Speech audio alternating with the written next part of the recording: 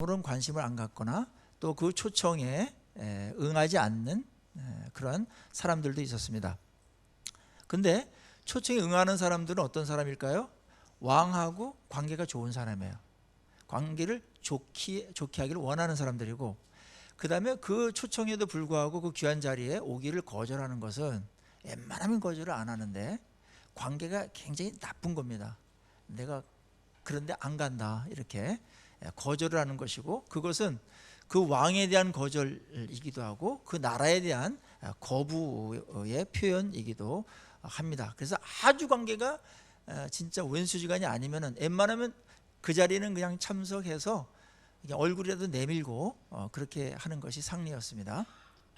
오늘 예수님께서 이 땅에 왕으로 오셨다라고 선언을 하죠. 근데 예수님이 너무나 어마어마한 분이기 때문에 이 스토리가 이제 사복음서에 다 쓰여 있고, 그 스토리의 그 내용 자체가 굉장히 신비스러워요. 그래서 제목을 세상에서 가장 신비스러운 이야기, 그렇게 한번 잡아봤습니다. 왜 예수님의 이야기가 그렇게 신비스러울까요? 그분이 워낙 신비스러운 분이기 때문에. 이 신비스럽다라는 것은 인간의 의식으로 인식할 수 없는 불가사의하고 영묘한 비밀 같은 것을 말하는데, 이분이 워낙 불가사의한 분이에요, 예수님께서.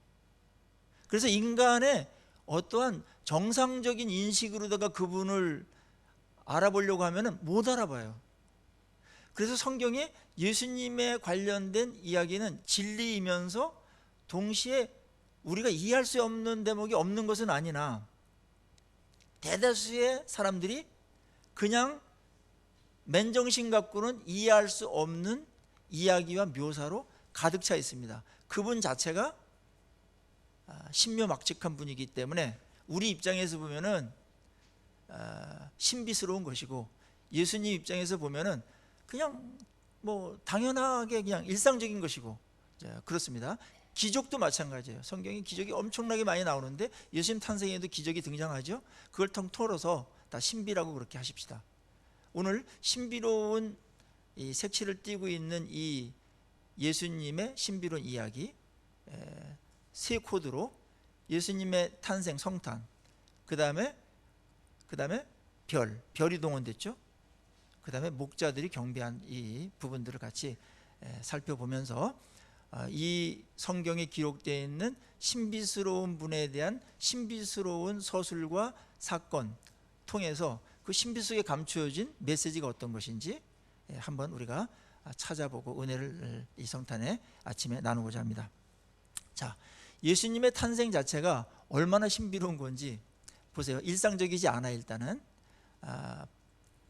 예수님의 탄생이 언제 예언됐어요? 창세기 3장 15절에 예수님의 탄생이 맨 먼저 주어졌습니다. 예언으로 여자가 뱀의 머리를 상하게 할 것이다. 그 이제 원복음이라고 하는데, 그때서부터 계속해 가지고 시편과 이사야서에 집중적으로 예수님의 탄생이 나오고, 뭐 미가서도 오늘 인용이 됩니다만 미가서에서도 예수님의 탄생이 일어나고, 곳곳에 촘촘히 예수님의 탄생에 대한 예언이 수많은 선지자를 통해서 수백 년 아니면 천몇백 년 아니면 2000년 전에, 그 이전에, 예수님 탄생 이전에 예언되어 왔다. 지구상에 많은 인류들이 왔다 갔겠지만 또 탄생을 다 해서 살아가지만 예언되어서 태어난 인물은 없습니다. 오직 예수님만이, 그것도 엊그제 예언된 게 아니라 수백 년, 수천 년 전에 예언되어서 태어났다. 그 자체가 굉장히 신비스러운 거예요. 하나님은 그거를 하실 수 있는 분이에요. 인간들 입장에서 보면은 야, 도대체 이게 뭐 말이 되나? 이런 정도로다가 이해 한계를 뛰어넘는 신비한 이야기로다가 예수님의 이야기는 가득 차 있습니다. 그게 하나님 되심이에요. 그래서 성경과 교회에서 신비적인 요소를 빼려고 애쓰는 사람들이 있는데 그거는 말도 안 되는 거예요. 그 이성으로만 이해되는 거, 설명될 수 있는 건 믿겠다? 그게 이제 서구의 신학의 주를 이루는데, 계몽주의 이후로 이성을 신뢰하는 거지. 이성으로 이해 안 되는 거는 못 믿겠다. 아니, 이성으로 다 설명이 됩니까? 설명될 게 거의 없습니다. 천체에 대한 연구를 하는 사람들도 천체에 대한 이 우주에 대한 것에 대해서 어느 정도 파악하고 있는가? 5%도 못 파악하고 있다 지금. 이 95%를 지금 모르는 겁니다. 미지의 세계입니다. 다 신비의 베일 속에 가려져 있는 물리적인 것도 그런데 영적인 이 부분은 얼마나 더 하겠습니까? 예수님의 탄생이 그렇고 그분이 이 땅에 오셔가지고 뭘 할 건가? 어디서 태어날 건가? 그것까지 다 얘기를 해놨어요. 예루살렘에 태어나지 않고 베들레헴에 태어날 거다. 예루살렘 근처인데 작은 마을이죠. 거기서 태어날 거다.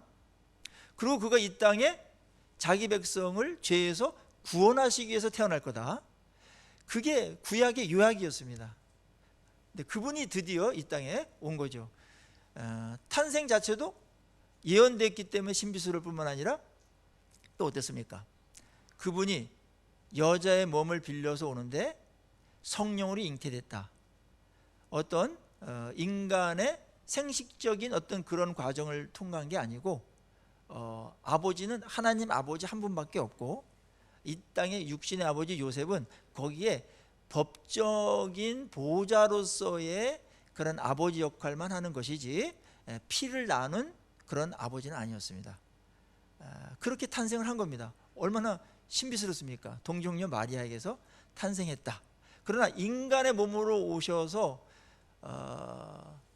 죄를 사하시는 그런 신의 역할을 하시는 분이기 때문에 신이시면서 인간이었기 때문에 인생의 그 모든 과정을 다 밟습니다. 그러면서 어떤 분은 왜 여자의 자궁을 통해서 그 어마어마한 창조주와 구세주가 나게 하셨는가?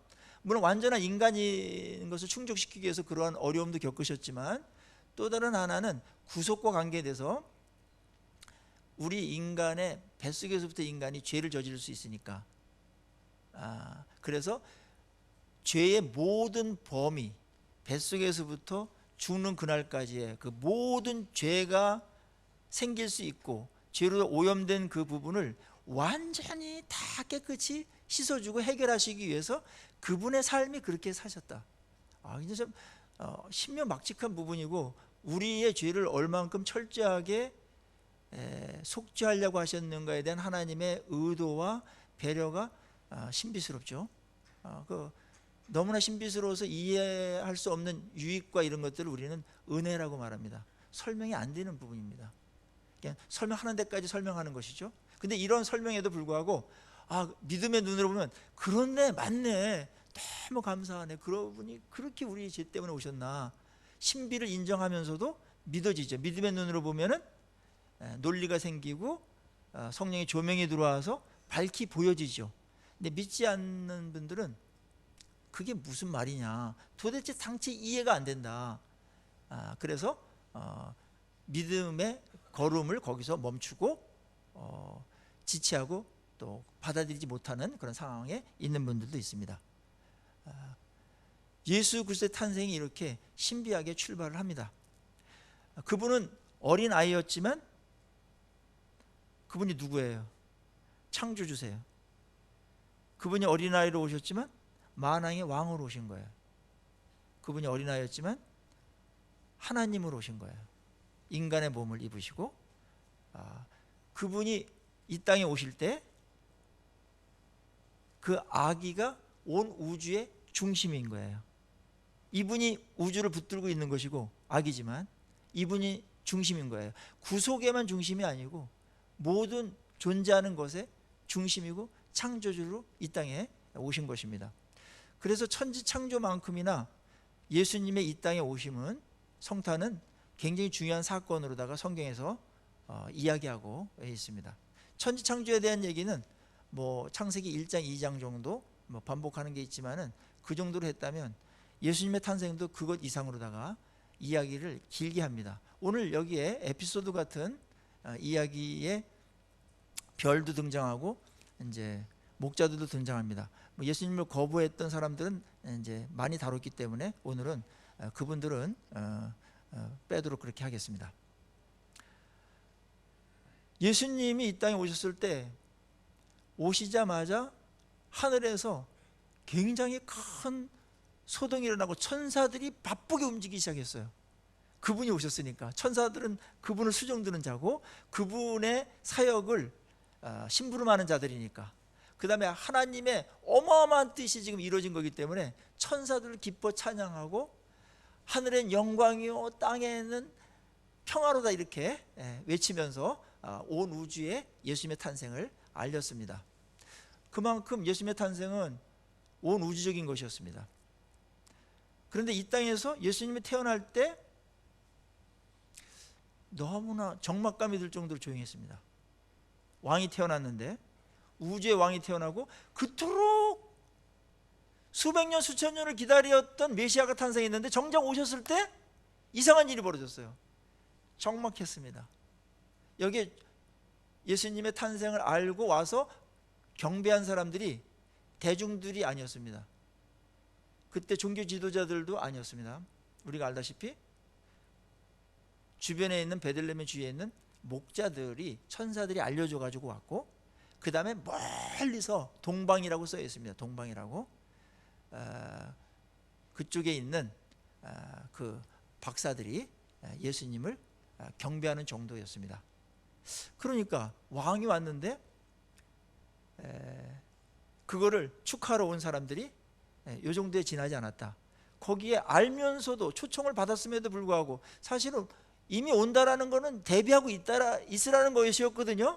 예수님이 오실 테니까 대비하고 있어라. 그런데 대비하고 있던 사람들이 정작 왔을 때는 모르는 체하고 거부했습니다. 이 거부가 예수님에 대한 거부이면서, 왕세자에 대한 거부이면서 그분을 보낸 하나님에 대한 거역으로 나타나는 거죠. 나는 당신하고 좋은 관계를 맺고 싶지 않다. 그거로다가 비춰질 수밖에 없는 겁니다. 그래서 예수님을 영접하고 경배하는 게 얼마나 중요한 일인지 오늘 본문은 그런 시각에서 비춰주고 있는 것입니다. 여기에 신비한 이야기는 이제 별로부터 시작됩니다. 별이 목자들에게 비쳤어요. 그래서 그들이 별을 보고서 따라왔습니다. 자, 별이 동원됐다. 이 별은 물론 행성은 아닙니다. 여러 가지 오늘 본문의 근거를 보면은 별의 모양을 했는데 저쪽 점성술을 하는 은하계나 이렇게 육안으로 보는 그런 금성이나 달이나 이 정도 높이 떠 있는 별이 아니죠. 그 정도 높이 뜨면은 방향을 알 수가 있습니까?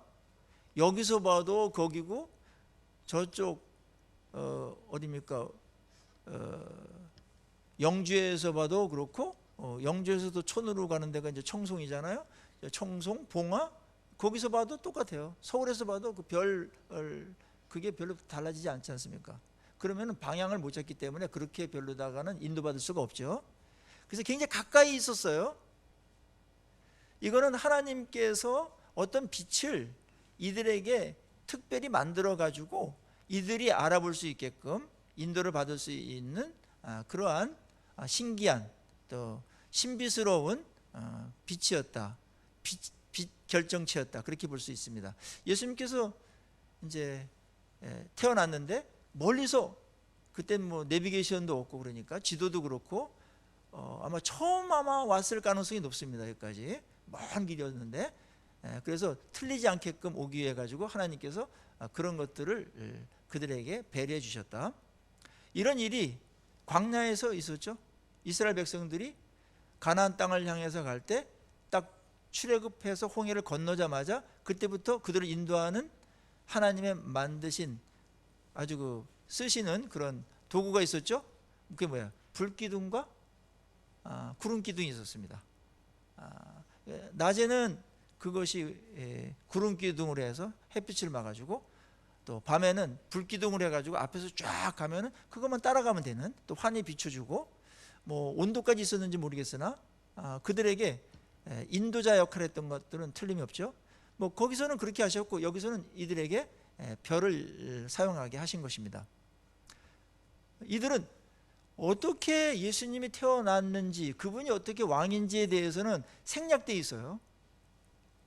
아마 복음이 먼저 들어갔고 목자들에게처럼 천사가 전했을 수도 있고, 어떤 그 작은 어떠한 그 지식이 있었는데, 어렴풋한 진짜 별빛 같은 약간의 어떠한 그 예수님에 대한 지식이 전해 들었는데, 그것을 확인시켜 주면서 예수가 태어났다, 너희들이 가서 경배해야 된다, 구주가 나셨다, 이런 어떠한 마음의 감동과 확신이 있었던 것 같습니다. 확신이 들지 않았더라면 이분들은 출발할 수가 없어요. 그 거리가 얼마나 어렵습니까? 많은 산을 건너야 되고 강을 건너야 되고, 그 다음에 많은 위험이 도사리고 있습니다. 그곳을 경배하러 왔다라는 것은 그들에게 확신이 없으면은 도저히 움직일 수 없는 것이었어요. 근데 별을 보고서 이들이 찾아왔죠.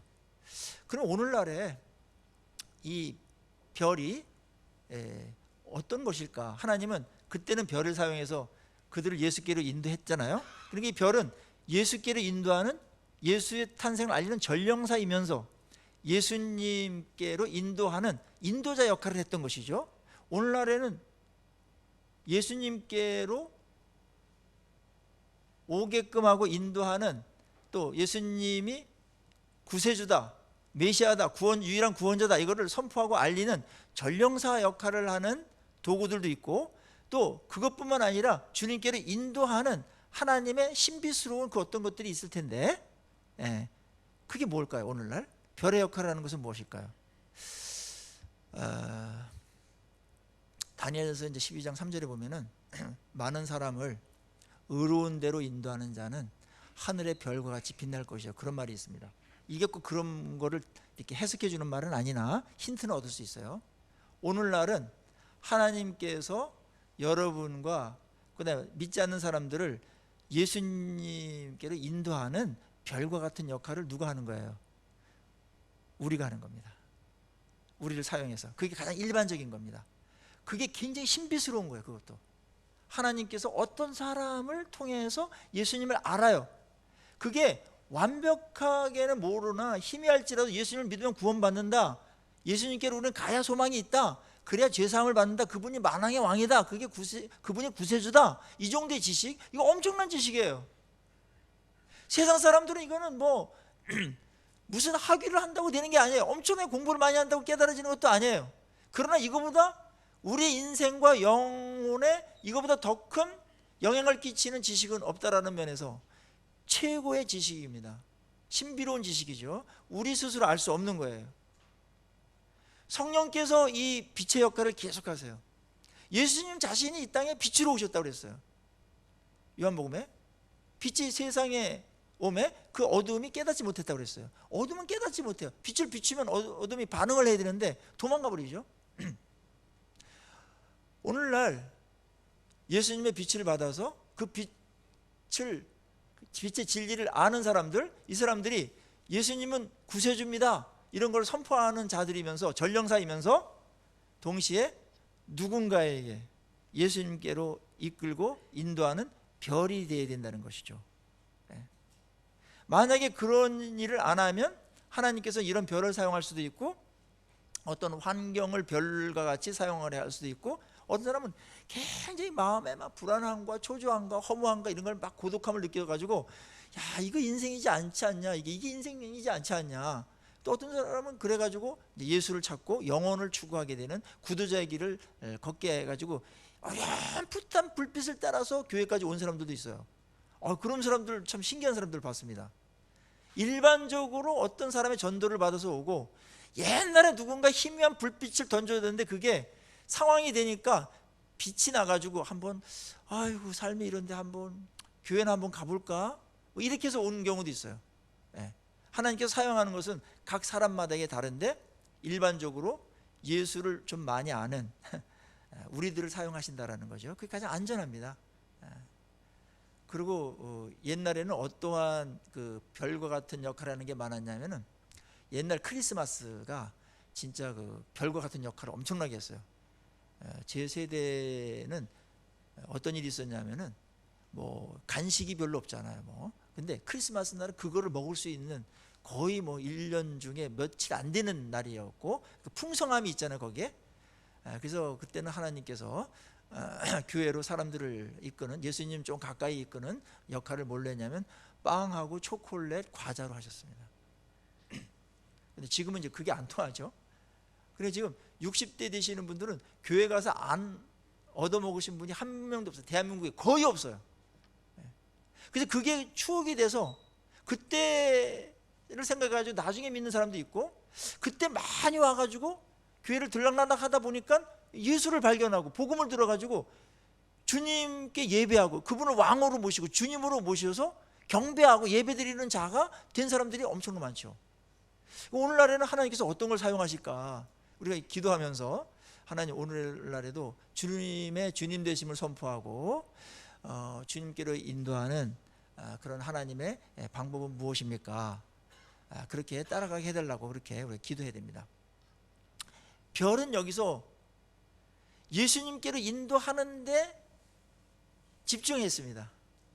그리고 예수님이 계신 곳에 멈췄어요. 거기서 뭐 다른 역할을 하지 않았습니다. 여기서 별에 대한 묘사가 별로 없어요. 색깔이 어떻고 크기가 어떻고 뭐 명도가 어떻고 뭐 이런 얘기 하나도 안 합니다. 그 별은 한 가지, 예수께로 인도했다. 예수님이 있는 곳을 인도했다. 네. 아마 그 학자들은 그 거리가, 박사들이 이 베들레헴까지 오는 거리가 굉장히 멀었기 때문에 뭐 5, 6개월 잡는 분들도 있고, 뭐 이란에 이제 마리아 교회가 있는데 거기에 이제 동방 박사의 교회도 있고 그래요. 그런데 거기에 이제 동방 박사의 그 이제 모형도 만들어 놓고 흉상도 만들어 놨는데 이제 그 출신이라는 거죠. 관광객들이 많이 모이는데 이란에 있는데 여기까지 1100km 정도 됩니다. 근데 그게 이제 뭐 완전 확증은 안 됐으나 그래도 엄청난 거리죠. 그렇다면은 이 동방 박사들은 예수님이 탄생했다, 그 소식을 듣고 출발했기 때문에 이미 왔을 때는 마국간은 아니었습니다. 그래서 여기서 집에 갔다 그래요. 집에. 마국간에서 옮겨서 어떤 방에서 예수님을 이렇게 키우고 있었는데 거기에 들어갔다고 보는 게 어쩌면 맞을 것 같은 생각이 들어요. 물론 하나 예외는 있어요. 그 탄생 시점을 놓고서 미리 출발시킬 수도 있다. 그렇다면은 그거는 마국간이 맞으나, 만약 예수님이 탄생하셨다라는 소식을 듣고서 출발했다면 그거는 시간이 걸리기 때문에 마국간에서 그렇게 오래 있을 수는 없지 않습니까? 그래서 베들레헴에서 예루살렘으로는 가지 않고 이제 그 베들레헴에서 그렇게 오래 계셨던 거죠. 별의 역할들, 오늘날 이런 희미한 별빛을 보고서 예수님께로 와서 영접하고 구원을 받는 그런 사람들이 있습니다. 그런데 여러분, 중요한 것, 오늘날의 우리는 이 희미한 별빛보다도 몇십 배, 몇백 배 밝은 예수님에 대한 정보를 너무 많이 알고 있죠. 성경을 알고 있습니다. 성경을. 박사들이 보았던 그 정도의 예수님에 대한 이야기, 복음에 대한 진리가 별빛 정도라면 우리가 지금 이 성경을 통해서 알고 있는 것은 태양과 같습니다. 태양. 이런 상황에서 우리는 엄청나게 유리한 것이죠. 태양을 비춰도 만약에 그분을 못 본다면 우리 얼마나 강팍한지 몰라요. 그분이 예수님 되신 것, 구원자 되신 것은 얼마나 확실한지 모릅니다. 그리고 세월이 많이 지나면서 시간적으로 이미 검증이 끝나버렸어요. 2000년이 지나면서 그분이 구원자였는가? 물론 교회에서만 얘기하는 거 아니냐 이렇게 보지만, 이렇게 신비스럽고 믿지 못할 내용들이 지금 계속해서 확산돼 가고 있고 이런 역사가 계속해서 밝아지고 있다. 놀라운 일이죠. 이때는 몇 명밖에 몰랐는데 그 이야기가 다 퍼져서 이렇게 온 우주의 곳곳에 퍼져서, 크리스마스 하면은 뭐 다른 내용으로 드리는 사람들도 많이 있겠으나 그럼에도 불구하고 전 세계적인 이제 축제로다가 그렇게 된 것, 이것도 엄청난 하나의 검증 증거 자료로 제출할 수 있는 겁니다. 그 C.S. 루이스라는 유명한 이제 변증가가 있죠. 뭐 작가이면서 신학자이면서 아주 대단한 분인데, 이분이 그런 말 했어요. 예수님이 구세주라는 사실을 내가 믿는 것은 얼마나 확실하냐 하면 내일 태양이 또 뜰 것이다라는 그 확신만큼이나 예수님이 구세주인 것이 확실하다. 나는 그렇게 믿는다. 그랬습니다. 여러분도 그렇습니까? 네. 이거는 여러분에게 별빛 정도가 아니라 태양빛을 비춰줘 가지고 조명해 주셔 가지고 여기까지 이르게 된 줄로 믿습니다. 네. 이제 그분을 알리고 그분께로 인도하는 일들이 우리에게 이미 빛이 있어요. 그게 빛이에요. 우리의 삶이 더 빛나면 더 괜찮으나 그 복음을 갖고 있다, 진리를 갖고 있다라는 거, 주님께로 인도할 수 있고 주님이 구세주라는 거, 주님이 어디 있다라는 거 알잖아요. 뭐 교회 안에만 계시진 않으나 주님의 주인 되심을 우리 알 수 있어요. 어떻게 하면 구원받고 그분을 왕으로 경배할 수 있는지도 알고 있어요. 그 다음에 그랬을 때 우리에게 누리는 축복이 얼마나 전인격적으로, 전존재적으로 어마어마한 것인지도 우리가 맛보고 있지 않습니까? 성탄을 즈음해서 여러분들이 다 주님의 주님 되심, 구세주임을, 메시아임을 선포하는 그런 전령사가 되기를 간절히 축원합니다. 그리고 아직도 어둠 가운데 있는 자들을 주님께로 인도하는데 별빛 같은 역할을 우리가 할 수가 있습니다. 신비스럽죠. 그래서 여기 있는 메시지들이 다 그렇게 대단한 겁니다. 오늘 여기에 별빛을 이 목자들이 따라왔는데 이들은 주저하지 않았습니다. 별빛 뭐 하나 갖고 뭐 어떻게 압니까? 뭐 더 확신을 주셔야 가시지 뭐. 그래서 나는 그게 뭐 더 확신 안 주면 안 갑니다. 이렇게 뻗땡기지 아니하고 바로 출발을 했습니다. 그 다음에 많은 예물들을 출발해 가지고 그분이 메시아인 어렴풋한 소식에도 불구하고 예수께 그들이 어려운 길을 떠나서 이제 찾아왔다라는 것이죠. 이 부분도 우리가 늘 이제 본받아야 될 부분입니다. 진리를 핵심 진리로 예수 그리스도를 놓고 그 주변의 별이나 그 다음에 이 목자들을 동원하고 그 다음에 박사들을 동원했던 것은 이 예수님에 대한 그 이야기가, 예수님에 관한 그것들이 우리에게 예수님과 관련해 가지고 주실 뭐가 있다, 메시지가 있기 때문에 그런 겁니다. 메시지가. 그래서 이 메시지를 그래도 한번 이제 흘리지 말고 한번 이렇게 채집해서 우리 거로 만들자라는 거예요. 그 엄청난 성경을 쓴 그런 이유이니까요. 자, 목자 이 박사들이 그 얘기를 듣고서 결단했다라는 거죠. 작은 지식 갖고. 오늘날에 이런 사람하고는 좀 달라요. 뭐 이해가 안 돼가지고 도대체 믿을 수가 없습니다. 어떤 건 좀 이해가 되는데 뭐 모르니까 뭐 어떻게 뭐 예수님 영접할 수도 없고 뭐 믿을 수도 없고 그래서 조금 더 안담해 가겠습니다. 그런 사람들이 있는데 그게 일시적인 현상은 당연한 거라고 봐요. 그런 갈등이 왜 없겠습니까만은. 근데 예수님이 이 땅에 오신 예수 그리스도이다. 그렇게 어렴풋하더라도 그거는 여러분들이 엄청나게 큰 감각으로 반응하셔야 됩니다. 왜냐하면 그걸 놓쳐버리면 이 인생이 어떻게 되겠습니까? 나락으로 떨어지는 겁니다. 절망, 그 기회를 놓쳐버리면 끝나는 겁니다. 그러니까 이런 거라고 돼. 우리 현실 인식이, 우리 자신에 대한 현실 인식이 없어가지고 예수님에 대한 구원 소식이 그냥 맹숭맹숭하게 들리는 이게 이제 큰 일인데, 우리는 지금 어떤 상태냐면은 바다에 배가 침몰하고 있어요. 막 어떻게 인간이 어떻게 그거를 막을 방법이 없어요. 조금 지나면 지날수록 점점 더 이제 물이 들어와가지고 침몰해 버려요. 다 죽는 겁니다. 구조될 방법이 없어요. 바다, 태평양 바다 한가운데 있기 때문에. 이때 기적을 바라는 수밖에 없겠죠. 누군가 그거를 와가지고 건져주거나 그거를 막아주거나 고치거나 이러는 방법밖에 없는데, 다행히 그거를 막고 손질해주고 고쳐서 구원해줄 자가 온 거예요. 그래서 그분을 거역해버리면 다 망하는 거예요. 이런 상황보다 더 절박한 건데 절체절명의 위기에 있는 거예요.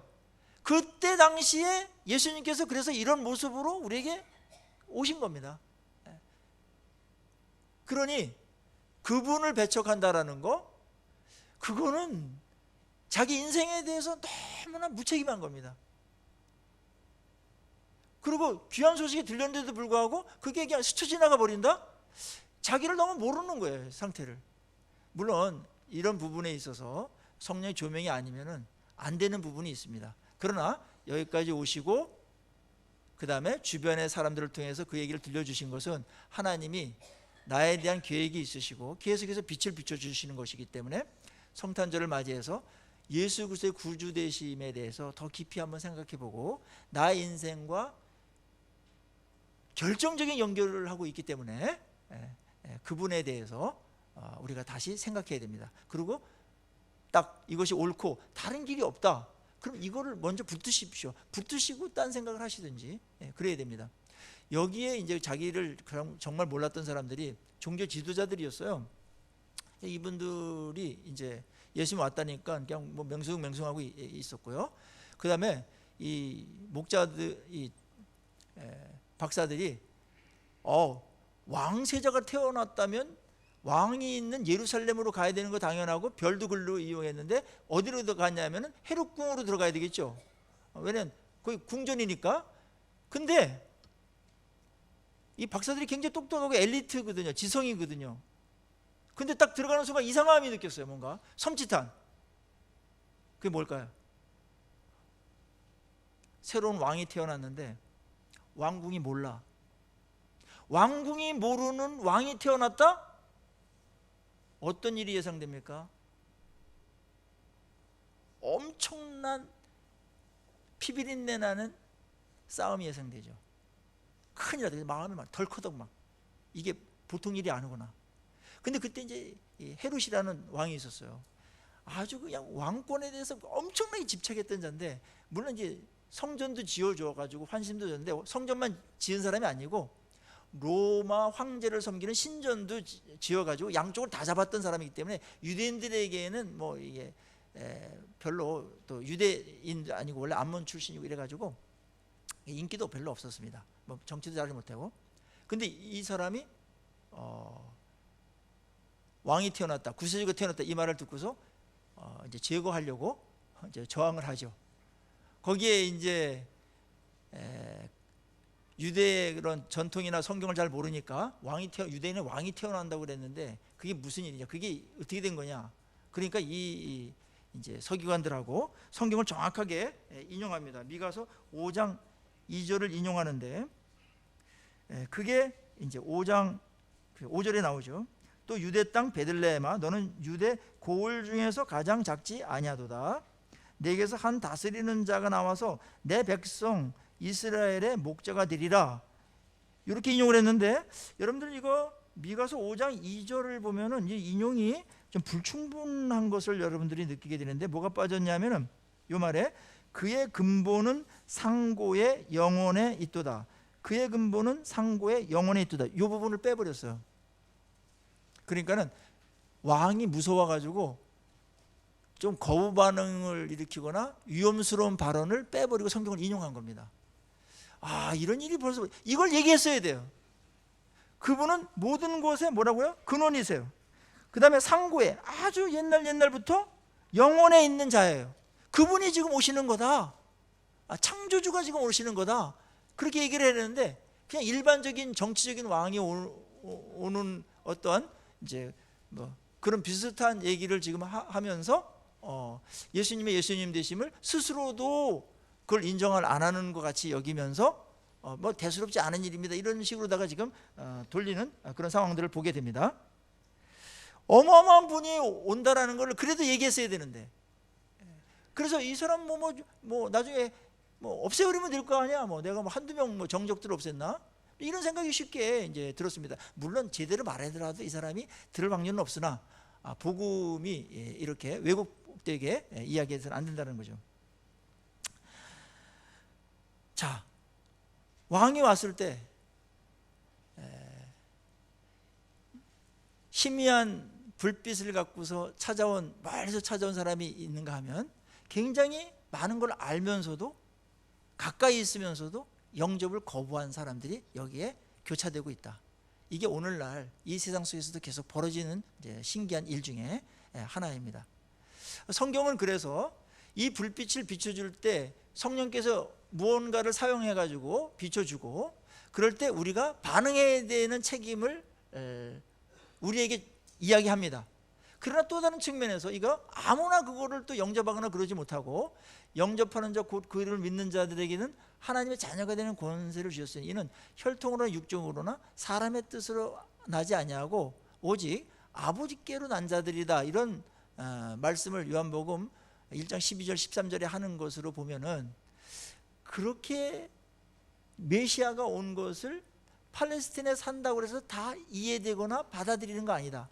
가까이 있어도 못 받아들이고 어둠이 깨닫지 못한다. 그게 인간의 원래 상태다. 다 자기 생각에 있다. 그리고 왕이 왔다고 그랬을 때 이 사람들은 자기 영혼에 대한 구원이나 이쪽으로 연결시키지 못해요. 기껏해야 로마로부터 해방시켜줄 왕, 그 다음에 우리의 삶의 어떤 경제적인 수준을 조금 높여주고 좀 이 땅을 조금 안정되게 해주고 조금 더 지난보다 잘 살게 해주는 그런 왕을 필요로 하지, 무슨 회개를 해야 된다든지 뭐 영접을 해가지고 그를 위해서 살아야 된다든지 뭐 예배를 드려야 된다든지 뭐 영혼의 어떠한 그 천국을 가기 위해서 오신 왕을 우리가 영접해야 되는지, 이런 데까지는 꿈에도 생각을 잘 안 합니다. 생각하기도 아예 싫어합니다. 이게 오늘날의 크리스마스의 문제인 것이죠. 오늘날에도 여전히 예수님은 이런 식으로 다 취급받으면서 그냥 이제 상품화하는데 이용되시고, 그러고 인간의 어떠한 그 축제와 연말 연시에 어떤 그것을 흥을 돋구는 그런 소재로다가 그렇게 사용되고 그렇게 대접받고 있다. 이게 오늘날의 현실입니다. 그런데 우리 어떻습니까? 이런 상태 속에서도 우리가 예수님을 영접을 하고 나의 구주로 믿고 예배하고 경배하는 이 자리까지 온 것은 그게 뭐다? 그게 신비입니다. 그걸 기적이라고 그러는 겁니다. 그거를 성경은 은혜라고 그러는 겁니다. 자, 입장을 한번 바꿔놓고 생각해보세요. 이게 얼마나 큰 은혜가 우리가 왔는지. 그래야 이제 감사가 나오거든요. 여러분들이 만약에 이 당시로 갔다고 생각해 봅시다. 아기 예수가 태어났어요. 왕이라고 그래요. 막 누구는? 여러분 믿겠어요? 여러분 같으면 가서 경배하겠어요? 이 박사처럼 예물 들고 비싼 예물 들고 먼 거리에서 경배하러 가겠습니까? 영접하러 가겠습니까? 아무도 그럴 만한 인식이 없습니다. 그래서 신비입니다. 그래서 이제 은혜와 우리의 어떠한 그 민들여는 결단, 이게 이제 같이 만나면서 이제 구원이 이루어지는 겁니다. 그래서 1차적으로 여러분에게 예수님이 소개되고 있다, 들려지고 있다. 그리고 그분을 내가 지금 언제부터인가 어떻게 됐는지 모르지만 그분을 나의 주님으로 인정하고 있다. 그리고 믿고 있다, 예배하고 있다. 그것은 신비스러운 이야기로 끝난 게 아니고 그 신비스러운 일이 여러분에게 이미 벌어진 거 있는 겁니다. 그래서 이걸 확인하고 놀라면서 감사하고 아주 경이로운 일이 나한테 벌어진 겁니다. 어느 날에. 근데 그분을 어떻게 내가 보지도 않았는데 그분을 구세주로다가 인정을 하고 믿게 되었는지, 믿음이 생겼는지, 믿어지게 됐는지, 이거는 성령께서 막 많은 별들과 수많은 사람들과 뭐 환경을 통해 가지고 여러분들 설득한 부분도 있고, 그러면 여러분들이 또 잘 그럴 수도 있지, 그렇지, 그래, 확실해, 이렇게 변해가는 그런 과정들이 있었는데 성령께서 여러분 안에서 엄청난 작업을 그 사이에 해 놓아서 여기까지 이루신 줄로 믿습니다. 이건 어마어마한 깨달음이면서 이거보다 더 큰 주제나 인간에게 더 큰 영향을 끼치는 그런 지식은 없습니다. 최고의 지식을 받아들였다. 이 복음이라는 예수라는 진리를 받아들이셨다. 그겁니다. 오늘 적은 지식으로다가 이런 놀라운 일을 만든 사람이 바로 대표적인 사람이 동방 박사들이고, 예수님은 유대인의 왕뿐만 아니라 이방인의 왕, 동방의 왕, 그 다음에 모든 열방과 세상의 왕이시라는 것을 그분이 오면서 동방 박사를 출현시키면서 그들이 먼저 영접한 것을 통해서 예수님의 오심은 벌써 오심 자체가 벌써 선교적이네, 이렇게 우리에게 깨달음을 주고 있는 겁니다. 물론 가까이서 목자는 유대인들을 대표하고 그 다음에 멀리서 왔던 동방의 박사들은 이방인들을 대표하는 겁니다. 이런 부류들이 예수님께 올 거다. 천사가 가르쳐 주기도 하고 성령께서 가르치고 우리를 통해서 가르쳐 주기도 하는데, 그분이 누구신지 선포하고 알게 하고 그분에게로 이끄는 일들이 계속될 것이다. 그때 그분을 영접하고 그분께 찾아오는 자들 구원을 받으며 그분이 이 땅에 오신 혜택을, 은혜를 누리게 된다. 이런 사연이 있고 이런 신비스러운 일들이 우리도 모르는 사이에 여러분 가운데 계속 진행되어 왔고 지금도 진행되어지는 중에 있는 줄로 믿습니다. 그래서 예수님을 믿으면서 우리의 삶은 설명할 수 없는 일들이 많이 생길 겁니다. 신비입니다. 그분이 워낙 크시기 때문에 뭘 그렇게 단정할 수가 없어요. 그래서 성경은 역설이 많죠. 제가 언젠가 말했지만 역설은 뭡니까? 인간의 논리로다가 설명이 안 되는 게 역설이에요. 그래서 우리의 인간의 논리를 사용하실 때도 많으나 일반적으로, 그러나 논리를 뛰어넘는다. 그래서 역설이라는 것은 인간의 논리 체계를 째버린 겁니다. 그래 넓어지니까. 신비는 뭡니까? 인간의 상식과 과학과 인식 체계를 뛰어넘는 겁니다. 그거로 예수를 설명하고 있습니다. 자, 그렇다면 그분을 모신 분이 여러분의 주인인데 여러분의 미래는 어떻게 되겠습니까? 이걸 초월해 가지고 주님께서 일하시겠죠? 그래서 어떤 부분은 이해가 되나 어떤 건 이해할 수가 없어요. 단 확실한 거 있어요. 그분이 여러분들을 구원하러 왔는데 어느 영혼만 구원한 게 아니고 전 인격적인 구원을 베푸시고 그 다음에 그 정도의 사랑을 베푸신 분이라면 우리를 인도하실 때, 우리를 대하실 때 어떻게 대하신다? 어떻게 대하신다? 선하심과 인자하심으로 대하신다. 그렇게 나오는 겁니다. 그분이 여기까지 오실 때에는 어마어마한 것을 각오하고 그 사랑으로 우리에게 오신 겁니다. 그분이 오신 것은 우리에게 기쁜 일이나 그분이 이 땅에서 우리를 구원해내는 그런 과정은 너무나 처참하고 눈 뜨고 보기엔 너무나 참혹하기 때문에 너무나 죄송한 그런 마음으로다가 그분을 대하게 되죠. 그분이 그것을 다 이루셨습니다. 이 땅에 오실 때 거기까지 다 계산하고 오신 것입니다. 우리의 미래를 그분께 맡기고 그분을 영접하는 것, 그것이 최고의 삶이라는 것입니다. 오늘 여기서 이 목자들이 한 것은 그분을 영접하고 황금과 유향과 몰약으로 경배했습니다. 굉장히 가치가 있는 것들을 준비했죠. 이것은 고대 시대 때 왕에게 드리는 예물이었습니다. 이게 그래서 왕에게 드릴 정도의 그런 예우를 갖고서 주님을 영접했다. 우리는 어떻게 될까요? 만왕의 왕을 어떻게 영접해야 될까요? 찬양하는 거, 이것도 주님을 영접하는 것이죠. 그리고 만약에 우리가 황금이 없다면 여러분의 시간을 들이시고 여러분에게 유향이 없다면 여러분의 삶을 향기롭게 드리십시오. 물약이 없다면, 뭔가 부패하는 것을 막는 엄청난 건데 없다면 영원한 말씀을 전하시고 영원한 일에 헌신하십시오. 그게 왕을 왕으로 대하고 영접하는 진정성 있는 태도입니다. 그냥 이분만 영접한다, 그것도 대단한 거지만 뭘 드림으로써 우리의 그 고백이 진정성 있게 나타나는 것이죠. 그게 예배입니다. 삶에서 황금과 유향과 물약에 버금가는 여러분들의 삶을 드리시고 여러분의 귀한 것들을 드리셔서 그분의 왕됨을 늘 송축하고 경배하고, 또 그분이 우리의 주인 되시기 때문에 그분이 공급하시는 놀라운 신비스러운 일을 경험하면서 살게 되었죠. 오늘 성탄을 함께 축복하고요. 어쩌다가 우리를 하나님께서 이렇게 예수를 만나게 해주셨는가, 놀라운 감격 속에서 우리의 성탄절이 더욱더 기쁘게 의미를 갖고서 그렇게 축하를 했으면 좋겠습니다. 기도하시겠습니다.